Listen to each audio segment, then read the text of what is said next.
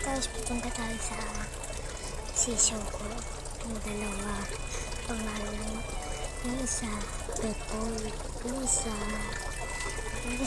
yellow. Sa pupunta tayo. Yung yellow sa akin.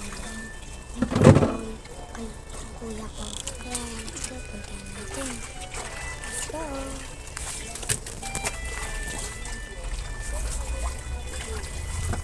So, ito na siya ngayon. Ito siya. Ito yung isa. Ayan. Ito yung isa. Ayan na. Ayan na siya. Ito yung akin yung yellow.